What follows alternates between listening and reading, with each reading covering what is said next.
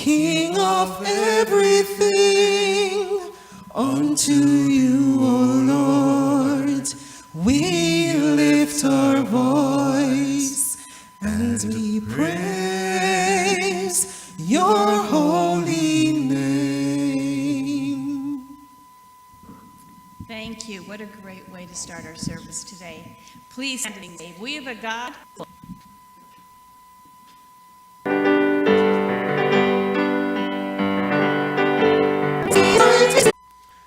The thinking is often in spiritual or religious as it relates to our acceptance of God. What is seen, visible, is in our merit based on what we're doing. We could easily associate kind of thinking with their method of proving themselves valuable to God by all things they also do. And so we have this idea on there that justify themselves God by holy things they're doing. And we can be that with ourselves. We can justify ourselves before God by doing this or by all these things. And as I said before, all of our things, all of our religions are like us, consisting to think all the things that we have to them. And so we have to try and juggle that. How do we earn a justification with God if the good things that we're doing really don't count? How does that happen? Another example I'd like you to think about is in relationship to idolatry to worship. I know we idolize many things in biblical idolatry is forbidden, but what we're going to refer to here the idol of our things that we often the act of worshiping a carved image. Of knowing they have been blessed by whatever God it is. They're trying to justify their existence before the God that they feel is going to harm them in some sort of way. They feel that whatever they do, that whatever it is doing will favor on his behalf. And so much as we would say that idolatry is wrong because it's not the right God, the idol worshiper's reason for doing that is the same we would want to as well. He doesn't want to receive his God, to receive the God. Abraham worshippers. In Joshua 24, we had the people of Israel together, and we read there, then Joshua assembled all Israel to Shechem. He set themselves before God, and Joshua said to all the people, this is the verse I have up here, long ago, your father lived on the Euphrates and worshipped other gods. God that you know in the Genesis 12 and on, different God than who he had worshipped land on the Euphrates. But I took your father Abraham Euphrates and through all the land of Canaan, all his sense, who Abraham was. And there are key verses to understand what God does. From where he brings him himself. He brings us to us. To find favor with a God, whatever God that was, by worshiping him. Regarding God, he was justified through the worship of this idol, but he doesn't happen in godly activities around us. Whether or not, whether we think or not, they are trying to satisfy something that they know needs.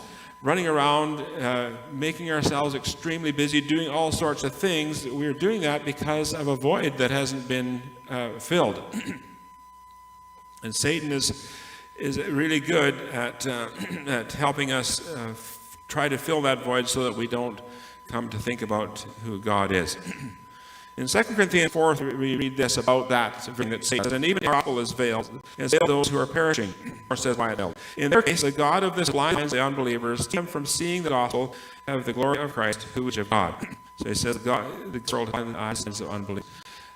That could be a significant statement, helping us understand why it is that people they don't want to understand God, because God has blinded the God of this world. One of the things that is the accumulation of things. The human think are going to satisfy.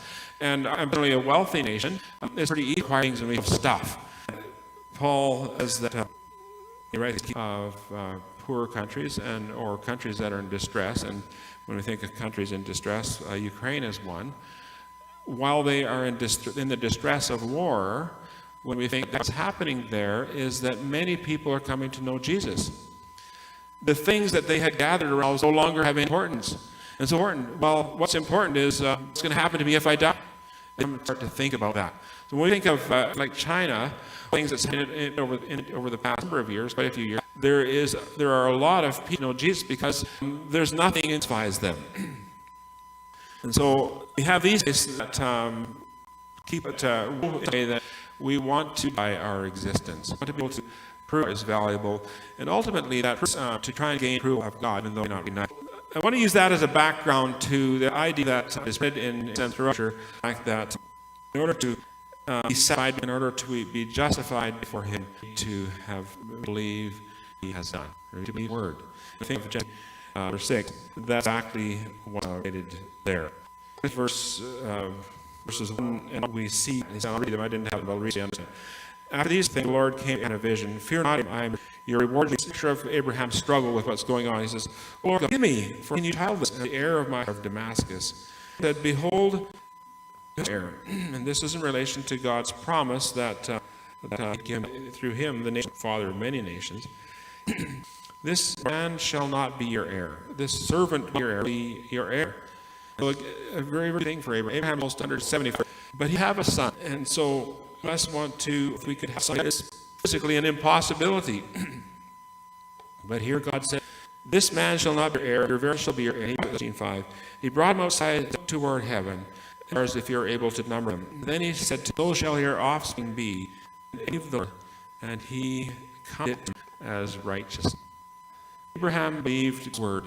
God counted it to him as. We need to hold on to that truth. We need to answer.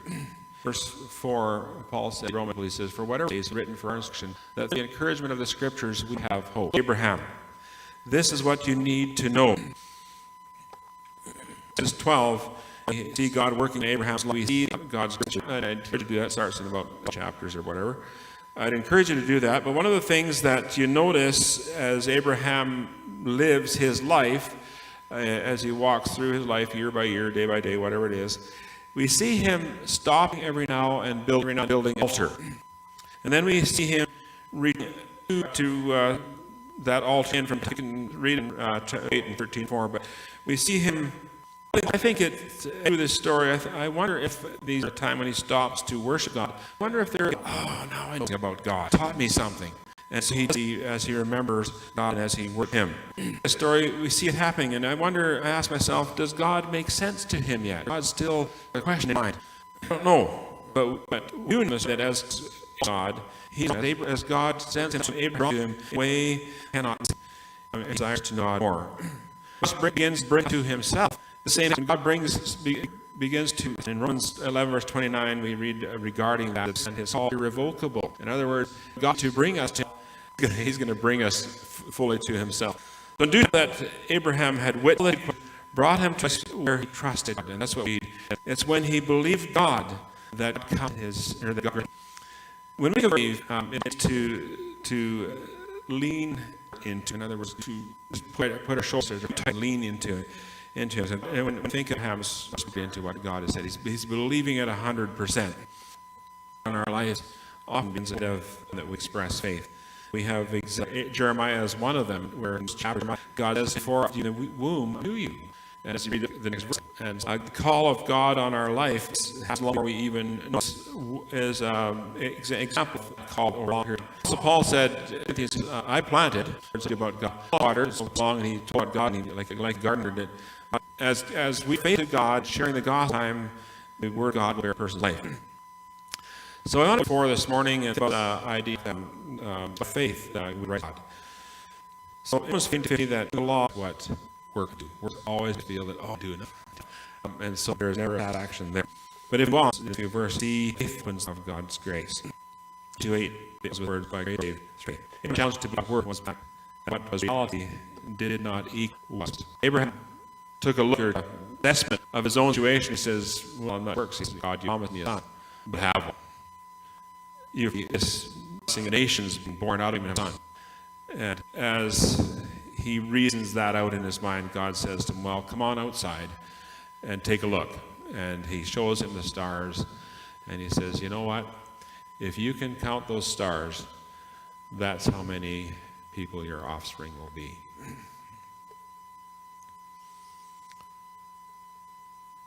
As Abraham looked at the stars and he listened and he thought through the words that God had spoken to him, we read that he believed God. He believed God. He thought himself inconsistent in the past. He hasn't shown himself to be one who fits. As he looked at he believed God. He trusted God for what it was, and then credited it to him or counted it to as righteous. Faith is God's gracious act toward us. That's why it depends on faith, in order that the based on grace and be guaranteed to all, not only the adherent of the law, but also to the one who shared faith of Abraham. Grace is Abraham, although he and Sarah were as good as dead, God would give life to their mortal bodies, bring to pass. Abraham, and he looks, she's pretty close behind me, and he reckons with the fact biologically it's impossible for them to have. And yet, he believes in the same kind of faith that we need. We think God has done for us. Jesus went to the cross and died there for our sin. As a result of he can receive his righteousness and be justified before God. God didn't do anything to earn what gave him. Instead, we see what it did act in grace to look at Abraham as, you know what, I trust my word fully. I'm going to as righteousness. Grace simply receive something earned or have gained by some merit of our own. That is expressed by how we respond.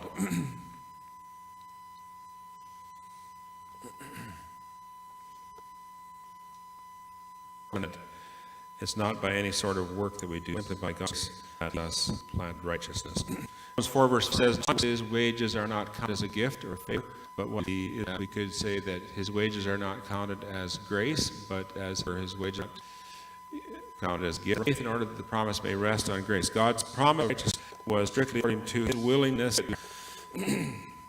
It's a little bit of a hard concept to understand sometimes because there's big words and things involved. The words that are involved are different Bibles, different words. Some of these credited, some of these reckoned, some imputed. Righteousness, counted righteousness, ascribes righteousness or guilt to someone by virtue of. So we think of our salvation or what Jesus, he died. We all know that would be that our sin was imputed or counted to him in the conscious resurrection.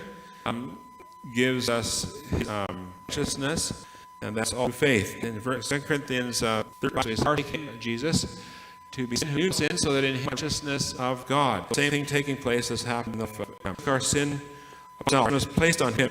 He purchased our salvation, and by his righteousness is to Christ. The righteousness is given to all who believe. When we express the same kind of faith that Abraham did. Raised to me, and that's how does that happen? How does it to me, or try to understand, is thinking of a courtroom. I don't know if you've been to court or not. I've been to a court proceeding once. A penalty in our country, but the Bible speaks of penalty. Imagine a courtroom where all those on that dock, our names are part of that group of people who are going to receive the death. To be freed from that, there's no way that someone would substitute. Someone would have been for Paul. Jesus stepped and took the penalty for our sake, or for my sake. God, Jesus, to be wanted to take the penalty. Subsidy for life. In a sense, we describe faith in this. Faith would be what Jesus stepped up to do, and I.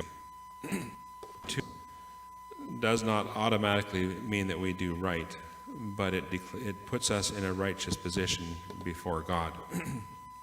Is that we're positioned? He looks at us. He looks at us, but as a right. He has credited the rights of Christ on our account, and He did save us. In His willingness to describe us, we have for us wisdom from God, that is, and redemption. The righteousness of Christ in us, seen as sinless, just as sin. We are not righteous, rather as Christ, I was set free. Our but Christ's that God brings us in fellowship. Abraham's righteousness saw that he believed God. but to have righteousness standing before the law. Romans 4:25 delivered up for us and for the sake of our chapter 5. It says, therefore, we have also obtained access into this grace in which we stand, and we rejoice in hope of God. This is God's narrative towards grace towards. I hope that the clumsy has made a little bit of sense when we thought the fact that we can't justify do good to enter into God's presence and have Him be home. It's only Jesus. Father, thank you for your word. Thank you, Father, that you have chosen to credit us. And it's not the result of us something good. It's not the result of us having a table of righteousness. We believe what you said. We believe because you sent Jesus to die for our sins. The penalty has. It's because we believe that Jesus was the fact that we can enter by His righteousness. Pray that we stand in faith, believing that you've done sufficient to have it. The pianist that we would sing or help us lead with our closing song is ill today to us. Here dismissed.